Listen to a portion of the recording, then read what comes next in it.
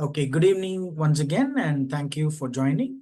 So this is the second part, as I've already told, and we'll have some few techniques that are there that you need to understand based on the identification and characterization. So here, the first one is molecular typing.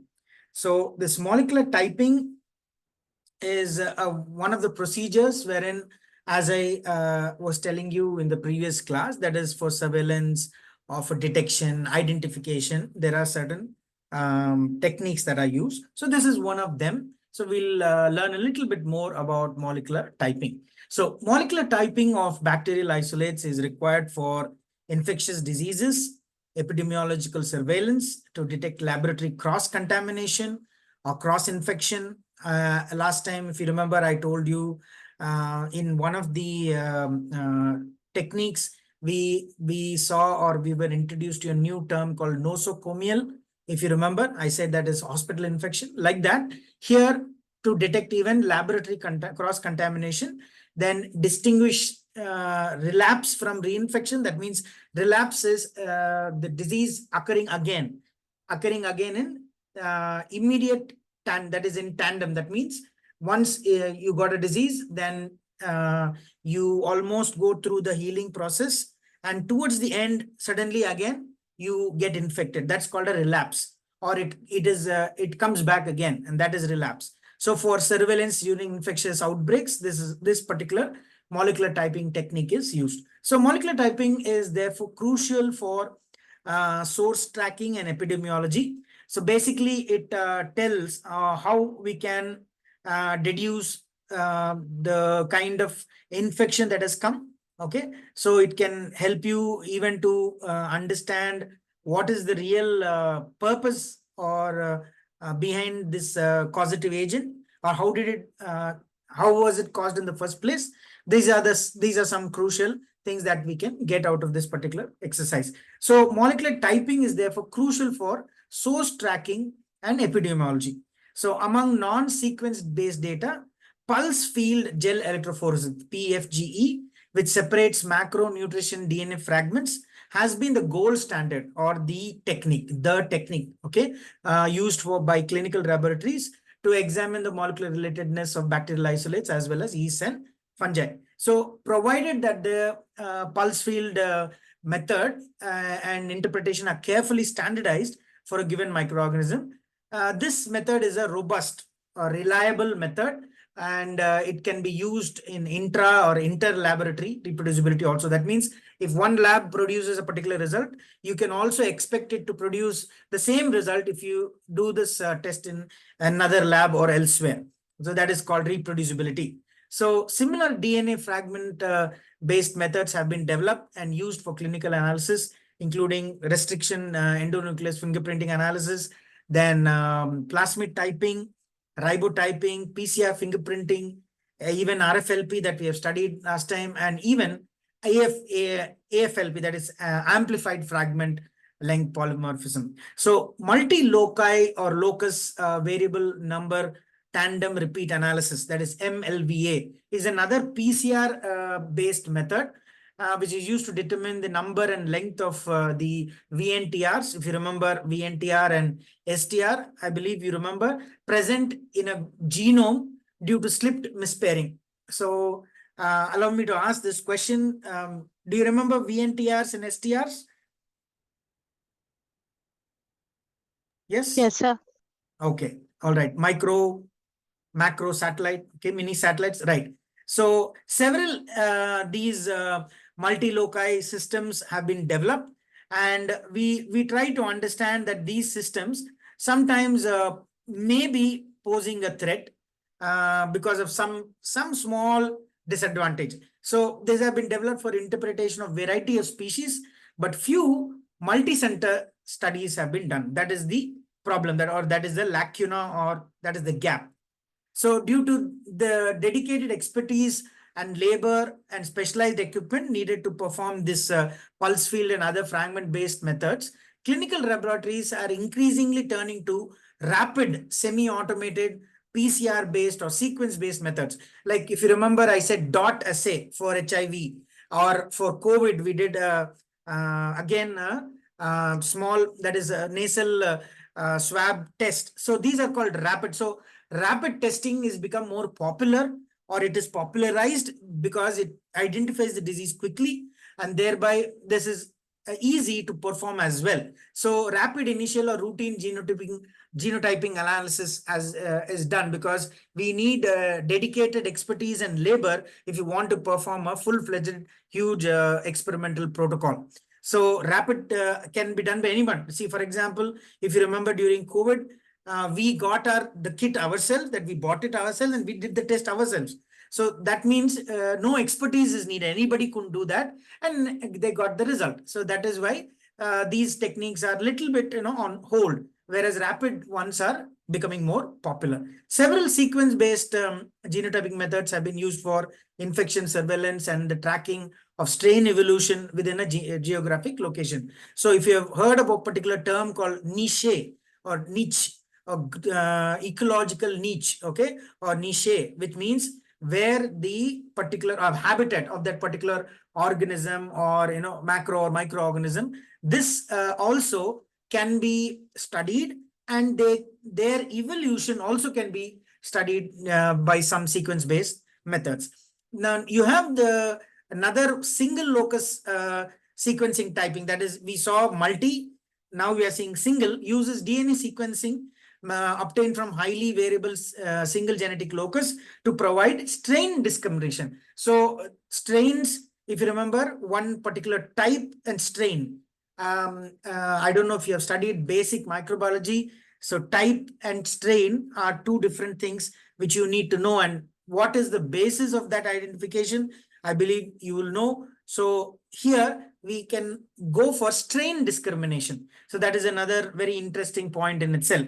So genotyping of Streptococcus pyogenes using the M locus relies on sequencing of 150 base pairs coding for the N terminal of the membrane protein. Okay, so interestingly, the single locus method has been identified more than twice, or has identified more than twice many types of M types as previously shown by the anti-serum. So sera, anti-sera, I'm sure you'll be familiar with because of your immunology background. You must be studying or must have studied immunology. So rapid sequence determination of the SPA type may now be automated because of the development dedicated software for sequence interpretation. So as I said, sequencing is an orderly identification of the nucleotides, if you remember in the last class. Similarly, if it's automated by some rapid sequence determination method, you'll actually be able to interpret the sequence, and thereby, once you know the sequence, you'll be able to identify the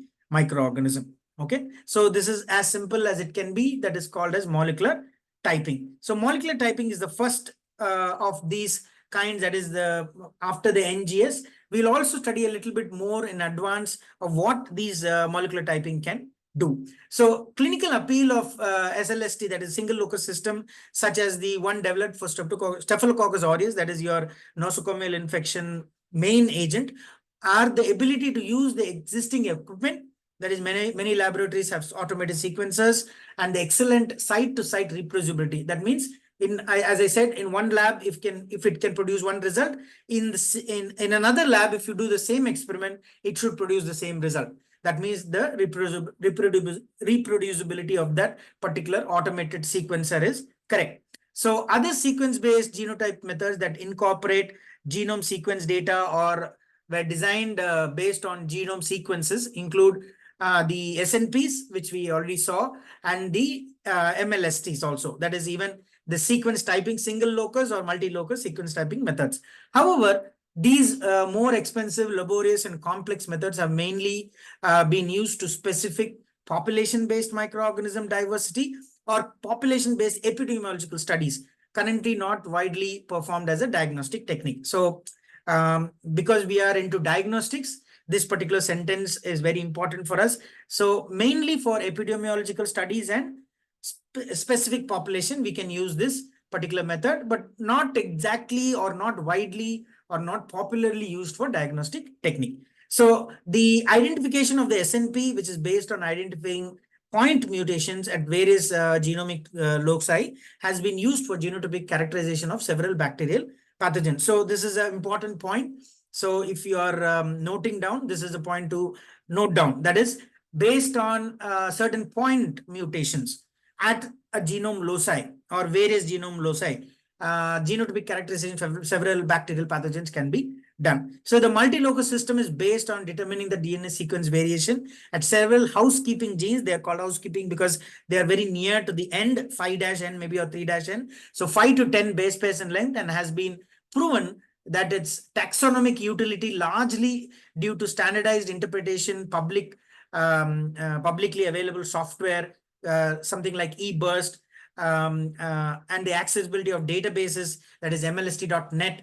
These give a more reliable option when some scientist is going for a identification or detection. So multi-spacer typing or MST is another method which relies on combination of most variable intergenic spacers between strains. So if you remember intergenic, sorry, androgenic, intergenic, allogenic, if you remember, then reports using these methods are restricted to rickettsia isolates. So basically certain times one type of disease can be identified, or different causative agents can be identified. So each technique can be used, or it is specific to a particular need.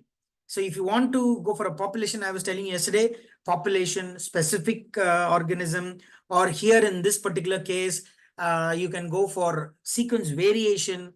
If you want to genotypically characterize a pathogen, then you can go for variable intergenic spacers, so that you will be able to go for a specified, for example, here given in the last sentence is rickettsia isolates. So every system, every technique has got a outcome for which you must be knowing that, so that you can go for that particular test. Look, for example, if you're looking for these criteria, you can go for molecular typing. That's what this particular technique suggests. Next is the, were you okay with this? Did you understand? Can I move on to the next one?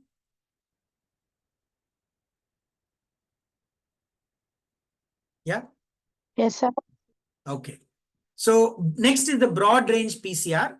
Although universal broad range 16S RNA gene PCR was originally developed for determining or determination of microbial community diversity within mixed or complex bacterial populations in extreme environments, it is subsequently being used for pathogen detection where conventional bacteriological techniques fail to produce a diagnostic result. So broad range PCR offers an important clinical benefit for analysis of critical culture negative samples. So those samples which cannot be cultured, basically those kind of samples are important here for this broad range PCR, as it can detect bacterial nucleic acid present in a sample through targeted or targeting conserved bacterial sequences. So we heard about this statement in the previous class also, wherein I told you about conserved bacterial sequences. So using these conserved sequences, you can actually find out culture negative samples using broad range PCR.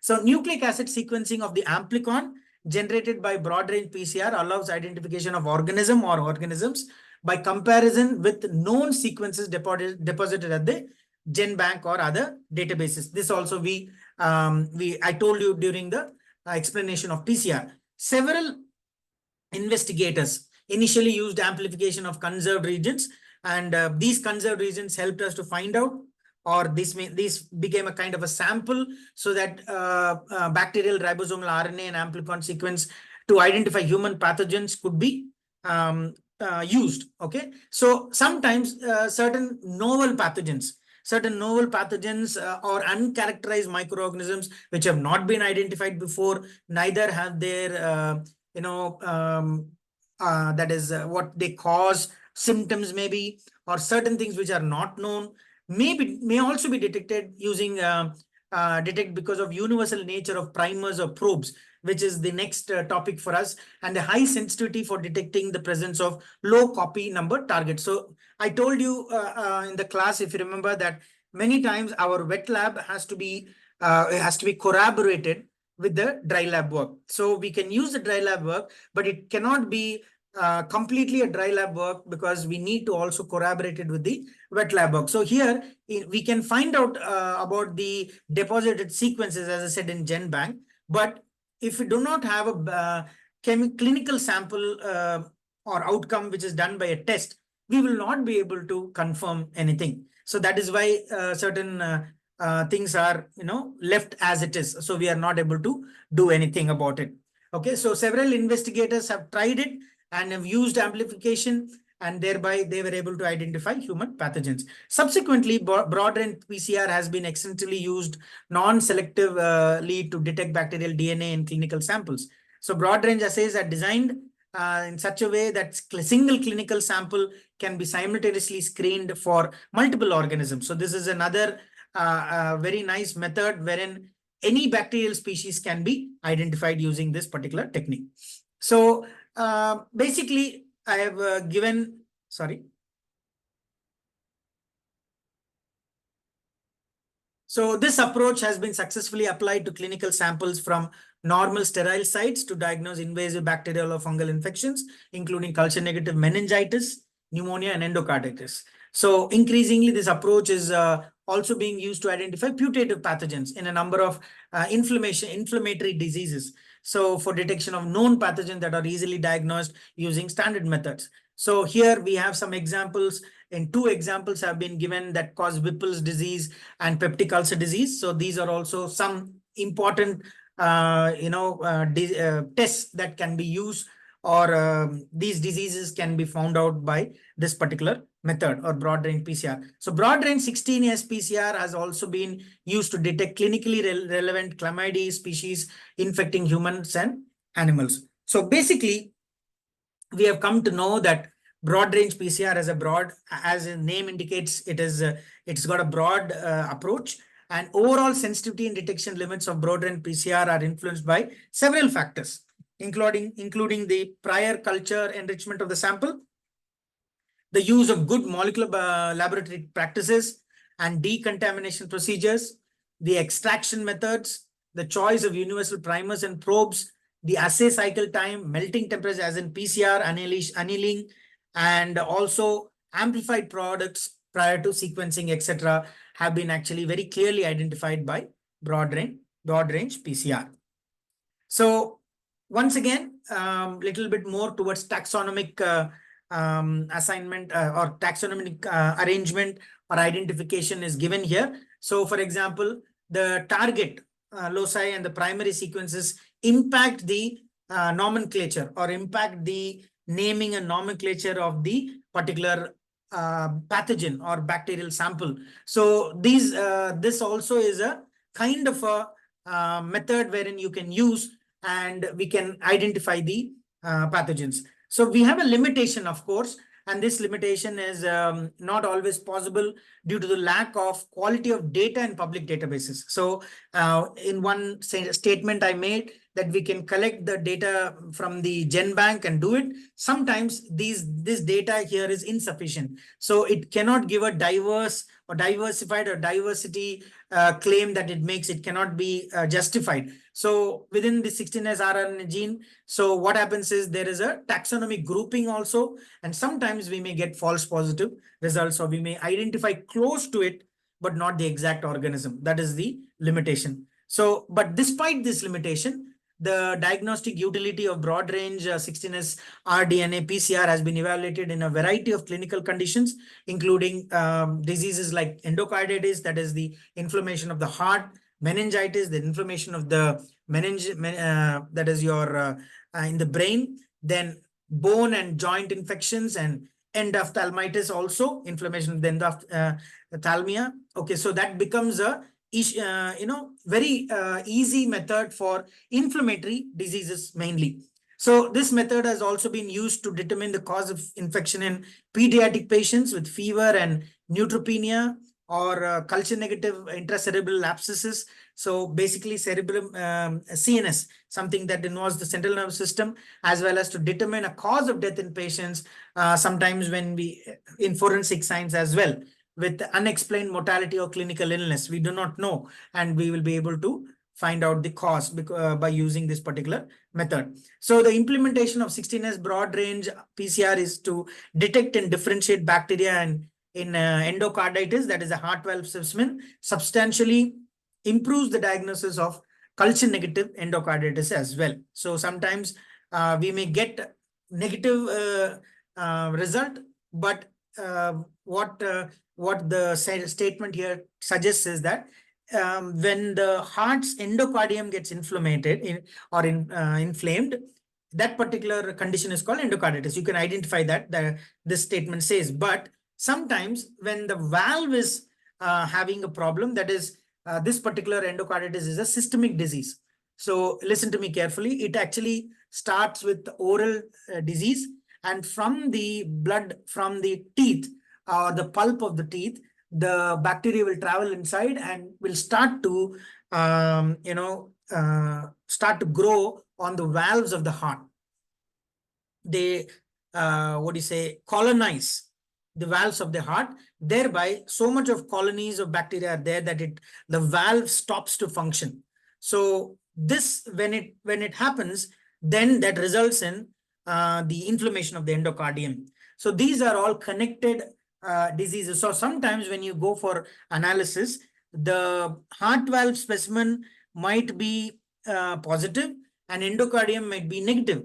But basically that condition is a pre-endocarditis condition. But we can still identify it when we get the specimen because of this particular broad range PCR. That's what this particular sentence means. So I hope you have understood until now. So let me know like if you're able to understand or not. Then I have just 2 more topics, but I think that 40 minutes time is coming up. So you tell me if you have any doubt, then I will just join you within a minute after I stop this particular session. You have any doubts in the last 2 molecular typing and broad range PCR? If you have any doubt, you'd let me know. Then otherwise, then I'll stop and then immediately you can join again for the next 2 other topics are there. Yes? Can I hear from you? Please speak because I'll not be able to see any chat. Just tell me yes or no.